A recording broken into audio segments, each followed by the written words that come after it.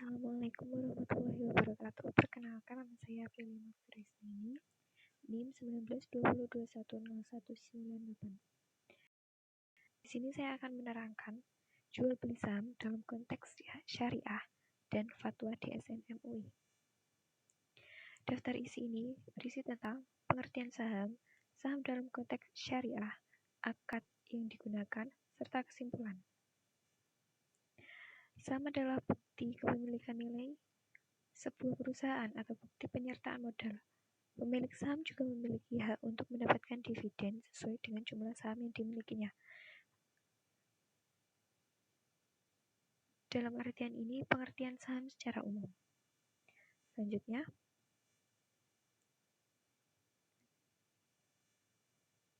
dalam syariah, saham itu memiliki arti, efek, berbentuk saham yang tidak bertentangan dengan prinsip syariah. Tentunya masih dalam segi konteks syariah itu sendiri. Definisi saham dalam konteks syariah ini merujuk kepada definisi saham yang umumnya sudah diatur di dalam undang-undang maupun OJK atau Otoritas Jasa Keuangan.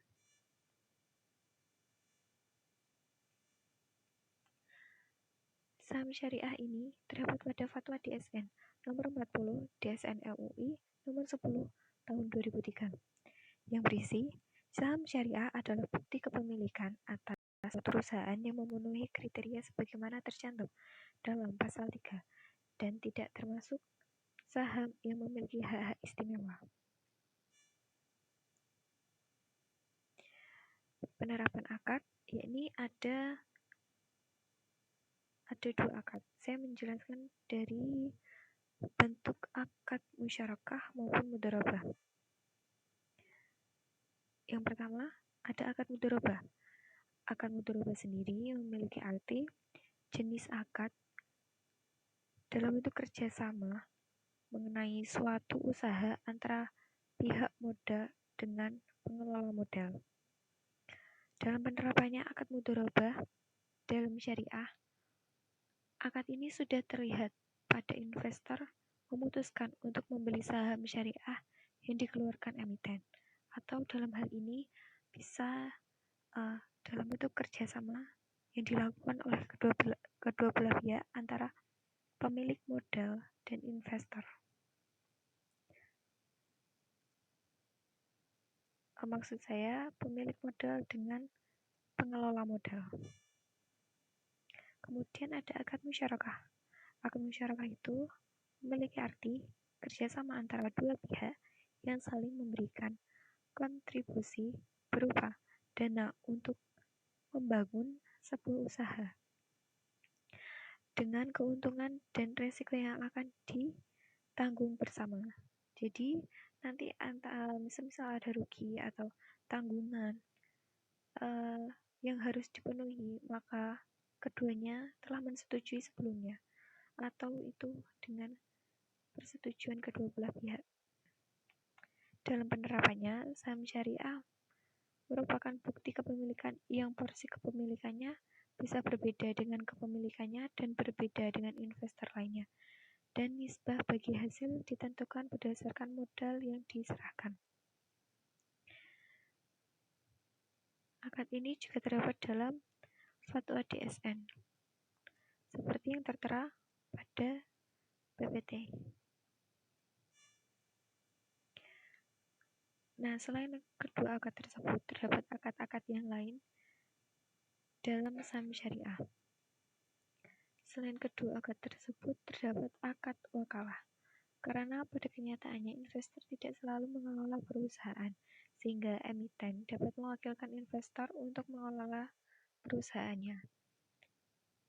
Kemudian penerapan akad yang lain seperti ijarah. Dalam akad ini, saham syariah juga terjadi pada saat upah yang diberikan oleh penerbit efek saham syariah kepada karyawan.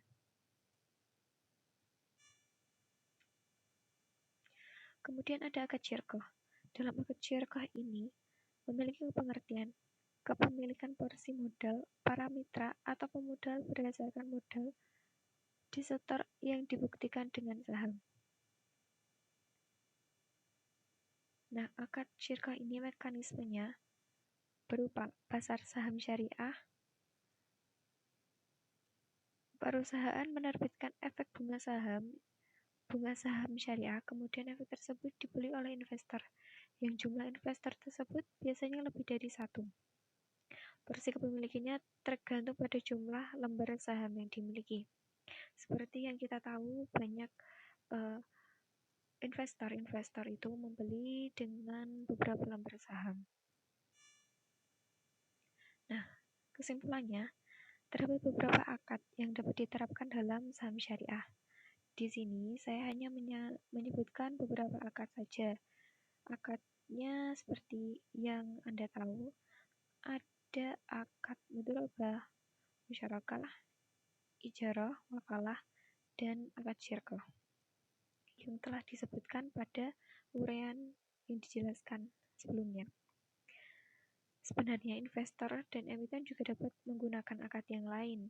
Tidak harus seperti yang saya jelaskan atau yang saya terangkan.